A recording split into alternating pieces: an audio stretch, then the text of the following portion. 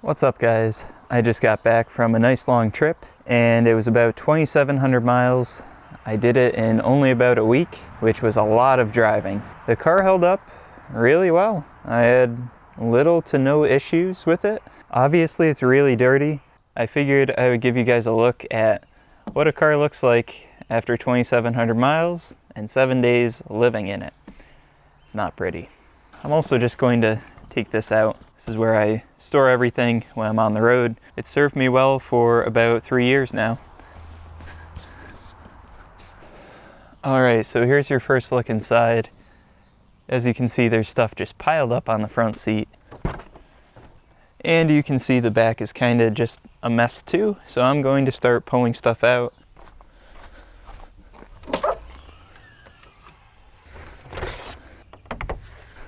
So, the sleeping bag, I only ended up using this one night, but it was good to have.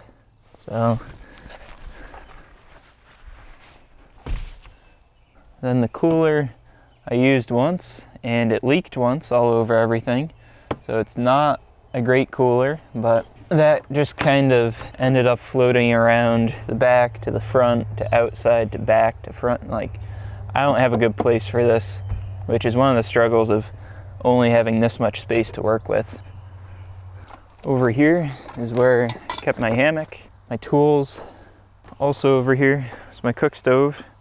This is the one that I ended up using for the entire trip.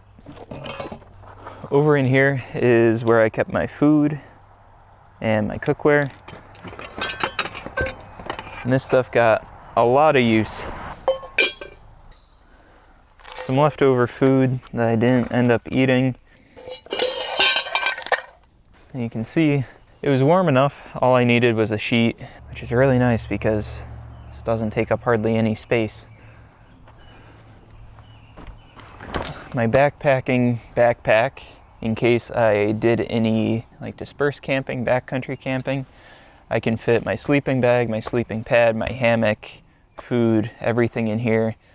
I think this is either 40 or 50 liters. I ended up not using it, so wasted space. Then there's this battery operated fan I got off of Amazon. This was a lifesaver. This was something that I bought right before this trip and it was incredibly worth it. I highly recommend one of these if you're going to be sleeping in a car, because at night it was hot. To get some airflow through the vehicle, I usually lift up the sunroof, just crack it open. That doesn't allow for much airflow. Like, sure, it's a vent, but you don't get any movement of air. And so this guy really lets the air circulate, helps cool down inside, and keep down the humidity and moisture from your breath, so the windows don't fog as bad overnight. Yeah, I think this is like 10 bucks. Buy yourself one. You can see there's a few articles of clothing just kind of thrown around.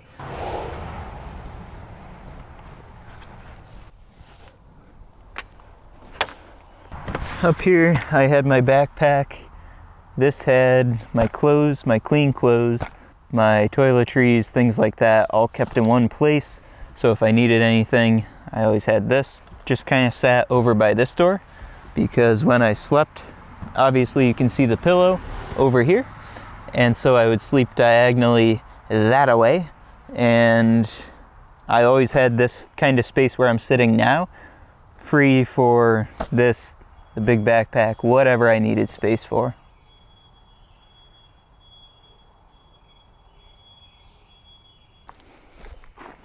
Then of course the pillow, like I said, slept this way, so tucked in here. These are something new for this trip. So these were my curtains that I hung up with these thumbtacks. Yeah, so these curtains are just made out of landscaping fabric and just kind of cut out the sizes I needed. And these got put up over the windows, so I had some privacy depending where I was sleeping. Super cheap, way cheaper than trying to buy, cut, make curtains. They're great. Had 3 of these, one for each side, one for the back here.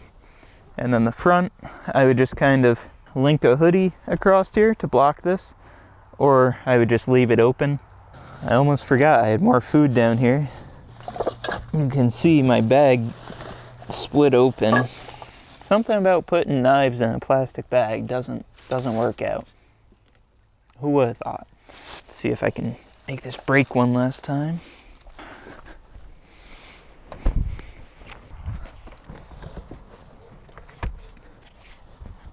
I'm feeling really lazy right now, so I'm just gonna roll these up and shut the trunk, and I'll take these out later.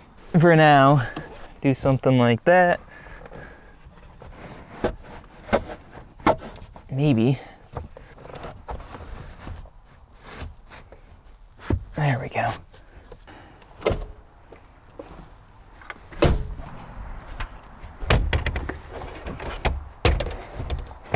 Underneath, when this is folded down, you know, it covered across here, I'm able to fit things under here, and apparently I used it for laundry at some point, and my spare tacks for holding up my curtains.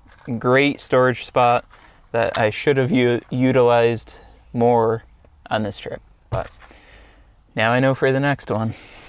And one other storage spot that I was able to use is the pockets in the door. I had some spare hand warmers, lighter for the cook stove, but you can actually reach these when the bed is down. You just kind of have to squeeze your hand down. You can fit stuff in there.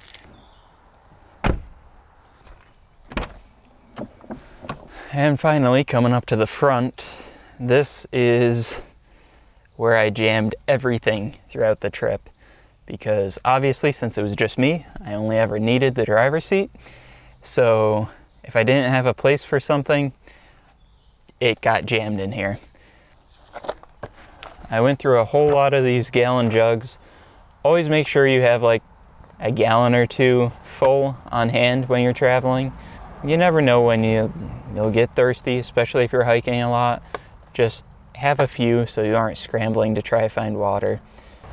I always kept a few gallons somewhere up here. And of course, the essentials, pretzels and peanut butter. These are the MVP of every road trip I've ever taken. Peanut butter, fairly calorie dense, delicious. Pretzels are just the peanut butter delivery device. If you think differently, you're wrong. I got this little guy from Harbor Freight. It's a little camp light. I used this once or twice. This guy was my hiking pack, my day pack. This got a lot of use. It kind of just floated around up here. Also, I had my water bottle collection up here. We got one full one, an empty, an empty, an empty, an empty, a half full. Stay hydrated. In here are actually my flip-flops because I stepped in a puddle of gasoline at a gas station. The fumes were getting to me, so sealed them up in a plastic bag. A few other odds and ends of laundry. Apparently a spoon. Then under here, bag of laundry. Bag up your laundry. Trust me on this one. Then this was my shower bag for showering at gyms. It's just a towel and soap, and you know, my roof is running out of room. Then the hiking shoes, all my shoes and stuff tend to stay down here. I just swap them out as needed. So, as you can see, I put up netting. It allows me to have this open without mosquitoes, gnats, and everything else getting into the car. I made that mistake once, one of the first times I ever, camped in a car, and I figured, I'll just crack it, get that ventilation. It'll be fine. And I was up the entire night swatting mosquitoes. I quickly learned to do this. This is just cut out of I think just a generic camping bug net from Walmart. Keep it pulled tight because bugs will get in between drooping bits like this. It's just stuck up there with push pins. And yes, using push pins will put holes in your headliner. If this was a headliner in good shape, I would not be doing this. I'd probably use a masking tape or painter's tape and just go along the seam like that. That way you're not poking holes in and ruining things. One other thing you might notice in this shot is this cup holder. And you might notice it's in really sad shape. One arm is broken, the other one's all bent and destroyed. My good friend Jeremy 3D printed this for me. It works awesome. It links onto your vent here. It deformed. I tried to bend it back. It snapped. ABS won't do this. ABS is the plastic that you already have in your car that's meant for cars. But here's my netting that was hung up. Probably hang on to this for next trip. So I had a little bit of a camera malfunction there. I'll probably make another video detailing the outside and the inside because it is filthy. I went down miles and miles and miles of forest roads, dirt roads, gravel roads, you name it. This car did great. The ground clearance isn't that much, but I didn't actually bottom out or scrape anywhere. And hopefully you found this interesting, knowing what I took, where I put it, what I used, what I didn't use.